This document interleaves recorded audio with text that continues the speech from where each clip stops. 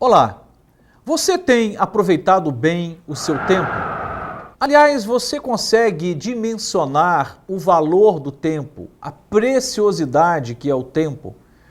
O tempo, ele aparece nas Escrituras Sagradas na dimensão de uma dádiva de Deus para nós. Uma dádiva de Deus para nós, um presente do céu que certamente chega para todos nós, mas nem todos nós sabemos usufruir bem desse presente ou dessa dádiva que chamamos aqui de tempo. O tempo não pode ser ignorado, até porque o tempo ele não volta mais. O tempo que passou, você não pode recuperar. O tempo ele gira e nesse movimento, chamado vida, no tempo em que avança, nós precisamos aprender a discernir muito bem o valor das coisas. E eu quero então começar esse programa, nesse momento, nessa meditação, pensando em Efésios capítulo 5, verso 16, quando assim dizem as Escrituras Sagradas. Tenham cuidado com a maneira como vocês vivem, que não seja como insensatos, mas como sábios, aproveitando ao máximo cada oportunidade, porque os dias são maus. Esse texto sagrado, o apóstolo traz para nós a possibilidade de viver o tempo em duas dimensões. Uma dimensão, a dimensão da insensatez, da tolice. Uma outra dimensão, a dimensão da sabedoria, do bom senso. Nós precisamos aprender a remir, a administrar bem o tempo, porque o tempo é dádiva de Deus para nós. Não podemos jogar o tempo fora. Veja só o que diz a palavra de Deus, no texto de Salmos 90, versículo de número 12, já lido em outro momento. O salmista declara: ensina-nos a contar os nossos dias de tal maneira que alcancemos coração sábio. Nós precisamos aprender a administrar o tempo e na sabedoria de Deus para nós, podemos aprender então a não somente a entender, a discernir, mas a viver bem o tempo que Deus tem nos dado. Quantos de nós desperdiçamos tempo? Tempo que não volta, tempo que não pode ser rebobinado, não dá para voltar lá atrás. Nós podemos até ter o desejo de voltar no tempo, mas o tempo não volta.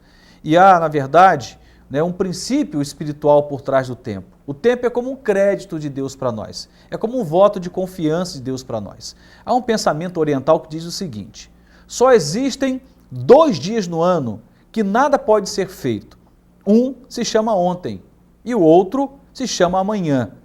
Portanto, hoje é o dia certo para amar, acreditar, fazer e principalmente viver. Olha que coisa interessante, apenas 2 dias do ano você nada pode fazer, o ontem e o amanhã. O que esse texto, o que esse pensamento oriental nos diz é de que nós temos apenas o hoje, o agora. E é exatamente isso que a Bíblia vai dizer. Basta cada dia o seu mal. Temos apenas esse momento.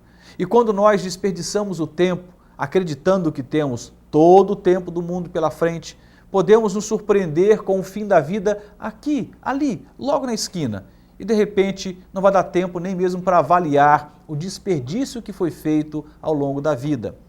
Veja só, lá na palavra de Deus, no texto que nós acabamos de ler, Paulo vai falar que há uma grande insensatez exatamente porque as pessoas não conseguem discernir o tempo.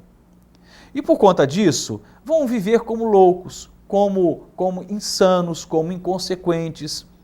De repente a gente vai avançando na vida, por exemplo, na vida profissional, e acreditamos que algum dia teremos tempo com os nossos filhos. Um dia você acorda, já se passaram 15 ou 20 anos, esse filho já cresceu e você tem apenas fotografias para te lembrar de um tempo que ficou e nada mais poderá ser feito. E aí vem aquele sentimento: se eu pudesse voltar atrás. A notícia que eu tenho para te dar não é possível. Podemos apenas relembrar, recordar daquilo que vivemos. O tempo que você não teve com seu filho, o tempo que você não teve com seus pais, o tempo que você deixou de celebrar a amizade ou as amizades que você tinha, o tempo que você deixou de investir, de repente, na vida profissional, o tempo que você deixou de aplicar aos estudos, é um tempo que não volta mais. Nós não podemos viver como insensatos. O tempo é precioso e em cima dele devemos edificar a nossa vida, as nossas escolhas. Precisamos aprender isto.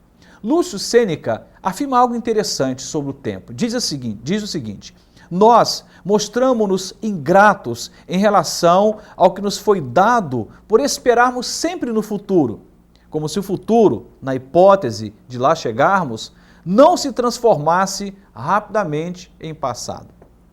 Quando nós jogamos para frente, para o futuro, aquilo que nós pretendemos realizar, aqui estamos dizendo algo interessante. É também um manifesto de ingratidão. A gratidão é você valorizar esse momento que você tem, esse tempo que você tem. E, junto com o tempo, aquilo que o tempo tem te dado. Um amigo, uma esposa, filhos, trabalho, saúde, oportunidades. Quantas coisas temos recebido no tempo chamado agora. Então ele diz, Lúcio vai dizer, que quando você projeta para frente, quando você joga para o futuro, você está agindo com ingratidão em relação ao que você já tem. Quantos de nós somos ingratos, então? Porque, na verdade, acreditamos que o melhor está lá na frente, que um dia as coisas vão melhorar, que lá na frente teremos respostas, de que um dia seremos felizes. Que bobagem! Nós não controlamos o futuro, não sabemos nada sobre o futuro. Podemos e devemos fazer planos, podemos e devemos ter esperança. Portanto, pensar em futuro é um aspecto importante, mas não podemos esquecer de celebrar o tempo chamado hoje, porque é tudo que nós de fato temos. Eu diria mais do que hoje, temos apenas um instante. O tempo não volta. O que volta às vezes é a vontade de voltar no tempo. Então faça valer a pena. Faça valer a pena. Não desperdice. Os anos passam rapidamente. Já falei sobre o tema tempo aqui pelo menos umas 10 vezes ao longo dos últimos anos. E eu gostaria de falar até mais vezes, porque eu vejo muita gente, principalmente num tempo em que as pessoas morrem.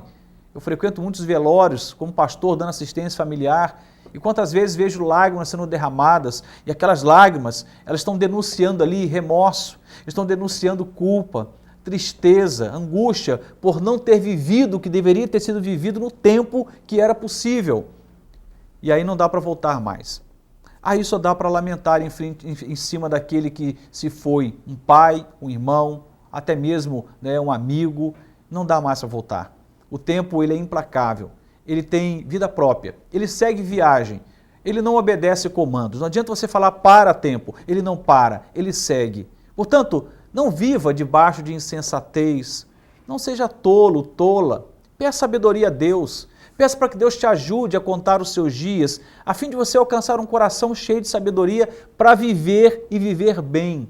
Porque a vida passa, como dizia Tiago, como um vapor, que existe por um tempo e logo se esvai, logo desaparece. Precisamos aprender então, olhar para o tempo como uma oportunidade que não volta, Estou agora quase completando meus 43 anos de vida. Me lembro de ontem, aos 15 anos, fazendo planos. Aquela pergunta que nos fazem, o que você quer ser quando crescer? Queria ser tanta coisa. Mas, na verdade, o tempo passa, a gente descobre que o tempo que passa rápido também é sinônimo de oportunidades. Eu abracei muitas delas, algumas não. E não dá para voltar atrás e recuperar oportunidades que se foram. O que é que você tem deixado para trás? Tem negado abraços? Tem negado sorrisos? Tem negado tempo de qualidade com pessoas que você ama? Tem negado perdão? Tem negado aplicar recurso, dinheiro naquelas pessoas e nas circunstâncias que envolvem as pessoas que você ama? Me lembro de uma pessoa que eu conhecia muitos anos atrás, que ele tinha a mania de acumular dinheiro. E ele sempre pensava no futuro, era a grande questão dele, no futuro dos filhos, portanto também dos netos, ou seja, daqueles que viriam depois, da própria família. Ele era um homem rico que vivia como pobre. Tinha muito dinheiro aplicado em gado, em fazenda, em imóveis, mas vivia uma vida precária, regrada ao extremo, pensando no futuro. Um dia, esse homem perde um dos seus filhos num acidente gravíssimo de moto. Um acidente que ceifou a vida do seu filho, ainda jovem, muito rapidamente. Morreu no local. Esse homem estava desesperado, porque ele gastou tempo acumulando coisas e perdeu tempo com aquela pessoa que ele mais amava e não aplicou dinheiro nos sonhos daquele menino. Uma família que veio como pobre sendo rica. Às vezes aplicar dinheiro não é somente pelo viés capitalista, como se o dinheiro dissesse tudo, não é isso, mas o dinheiro também é uma forma de comunicar valor. E quando você presenteia, quando você abençoa, quando generosamente você socorre, isso é uma forma também de usar bem o tempo que Deus tem nos dado. Porque o tempo que nós temos também nos dá dinheiro. Não creio que tempo é dinheiro, como afirma o ditado bem capitalista. O tempo é oportunidade. E nas oportunidades, o dinheiro também aparece. O dinheiro também surge por conta do trabalho que se aplica nesse tempo. No entanto, nós precisamos aprender a valorizar o que nós temos agora. Não negue um abraço a um filho seu, não negue um tempo de lazer com a sua família, não negue um tempo de conversa, de uma boa prosa com seus pais que já estão envelhecendo, não negue uma ligação de socorro a alguém que de repente você não pode estar perto, mas por um telefonema, não negue um abraço no aniversário de alguém, não negue, porque o tempo passa. Viva sem arrependimento, faça valer a pena e abrace o tempo como dádiva de Deus para você. Se você acha que está devendo alguma coisa para alguém, no sentido de aplicar tempo a alguém que você ama, corrija isso ainda hoje. Recobre a sua consciência, bote as coisas no lugar, organize a sua agenda e arrume tempo e aplique esse tempo àqueles que você ama. Caso contrário, o tempo não terá nenhum sentido. Na verdade, nós não podemos dimensionar o valor da vida pelo tanto de dias que nós vivemos, nem de longe, mas pela intensidade que nós vivemos e com quem nós vivemos. Que Deus, que tem te dado o tempo como um tesouro, uma dádiva, te dê também sabedoria, nos dê sabedoria para aplicarmos bem o tempo, como presente de Deus que está para mim e para você hoje, que não sabemos se estará amanhã, possamos abraçar isso como uma grande oportunidade. Deus abençoe sua vida, sua família, seus negócios e que você valorize o tempo que Deus tem te dado. Amém.